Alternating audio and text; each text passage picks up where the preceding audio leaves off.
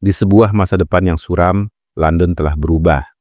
Bukan lagi kota cahaya dan kebebasan, tapi kota yang dibungkam oleh ketakutan. Dinding-dindingnya diawasi oleh kamera, udaranya dipenuhi propaganda.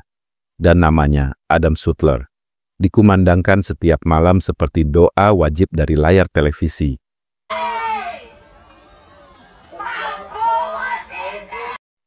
Inggris kini diperintah oleh North Fire, sebuah rezim fasis yang bangkit dari abu krisis ekonomi, terorisme, dan wabah penyakit. Mereka menjanjikan keamanan. Tapi harga yang harus dibayar, kebebasan. Di tengah kegelapan ini, muncul satu nama yang membuat para pejabat bergetar, yang membuat rakyat berbisik dengan harap. V, bukan nama asli, bukan wajah yang bisa dikenali, hanya satu sosok dalam jubah hitam, topeng Guy Fawkes yang tak pernah dilepas, dan suara yang menggema seperti gema dari masa lalu. Dan kisah ini bukan hanya tentang seorang pahlawan atau penjahat. Ini tentang ide.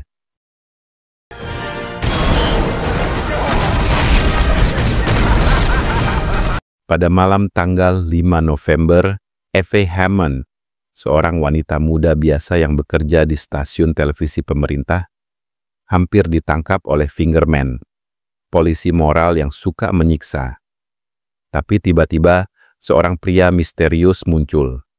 Dia mengalahkan mereka dengan gerakan tarian pedang yang anggun. Dia menyelamatkannya, dan dia mengajaknya menonton sesuatu yang luar biasa.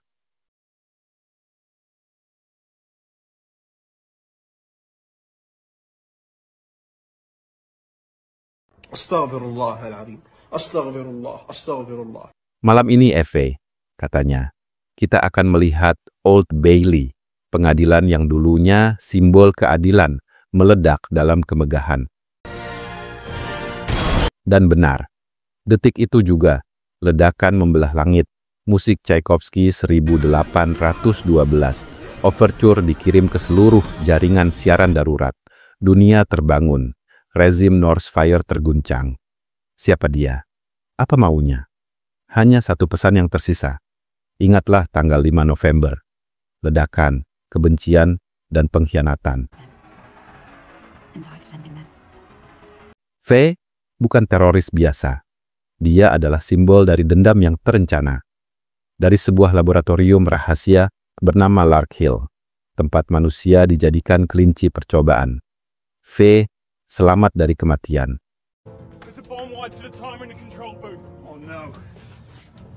Tubuhnya terbakar, tapi jiwanya menyala. Di sana dia menyaksikan kekejaman, penahanan massal, penyiksaan, pembunuhan diam-diam.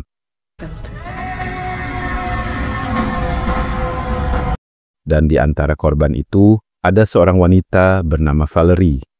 Dalam sebuah rekaman yang ditinggalkannya sebelum mati, Valerie bercerita tentang cintanya yang terlarang, tentang senyum terakhirnya di depan kamera, tentang surat yang dia tulis dari selnya. Dan surat itu akhirnya sampai ke tangan Eve.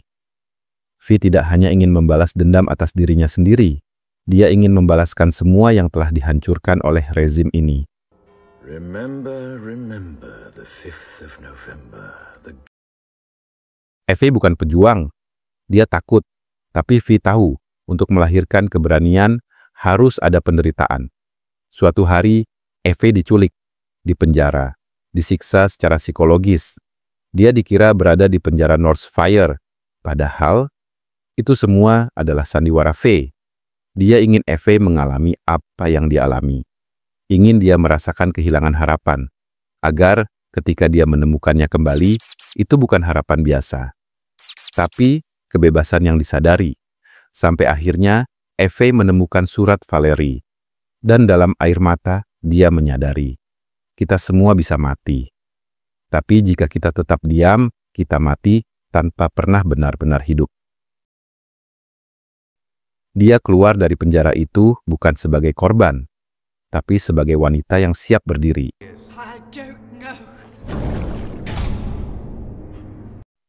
V memulai kampanye balas dendamnya satu persatu. Louis Prothero, sang penyiar propaganda, dihancurkan oleh kembang apinya sendiri. Pastor Liliman, si pendeta palsu yang memperkosa Valerie, mati dalam dosanya. Kanselir Sattler sendiri, sang tiran, akhirnya dihadapkan pada masa lalunya yang kelam. Dan di balik semua itu, ada Inspektur Finch, seorang detektif jujur yang mulai melihat kebenaran. The contents of this document are a matter of national security. Mr. Finch? Yes, sir. Awalnya, dia hanya ingin menangkap V. Tapi semakin dia menyelidik, semakin dia bertanya, apakah V benar-benar monster? Atau justru satu-satunya manusia yang masih berani menjadi manusia? Finch menemukan jejak. Bunga Scarlet Carson, bunga yang diyakini punah, ditinggalkan di setiap TKP. Tanda bahwa di balik kekerasan ada keindahan, ada peringatan. People should not be afraid of their governments. Governments should be afraid of their people. And you're going to make that happen by blowing up a building? The building is a symbol, as is the act of destroying it. Symbols are given power by people. Alone, a symbol is meaningless, but with enough people, blowing up a building can change the world. Tanggal 5 November kembali tiba. V mengundang Eve ke atap gedung tinggi. Di bawahnya London bergetar. Militer bersiap. Rezim bersumpah akan menghentikannya.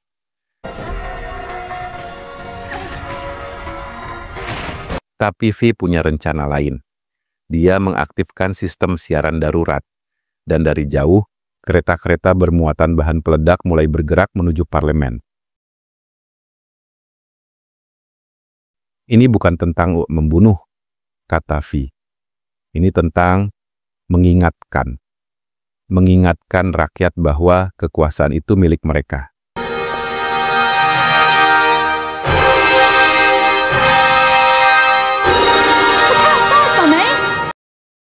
Dia menghubungkan musik 1812 Overture ke seluruh jaringan. Dan saat dentuman meriam dalam musik menggema, kereta-kereta itu meledak, menghancurkan gedung parlemen dalam cahaya kembang api yang spektakuler.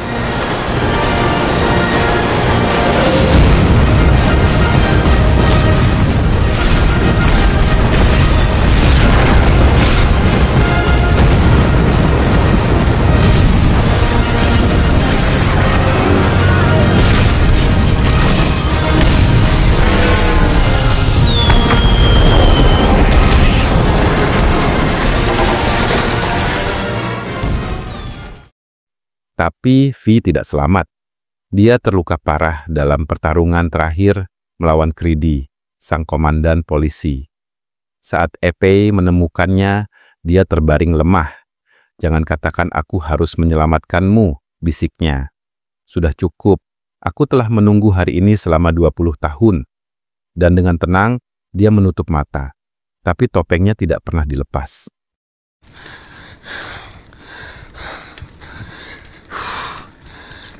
Beberapa minggu kemudian, Eve kembali ke bunker V.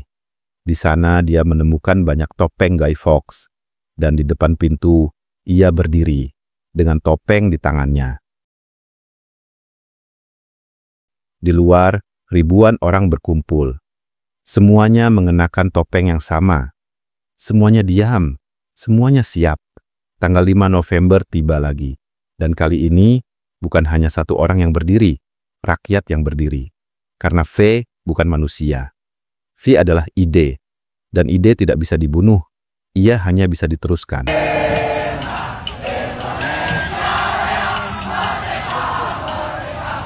Gedung DPR sudah terbakar. Ya Tuhan.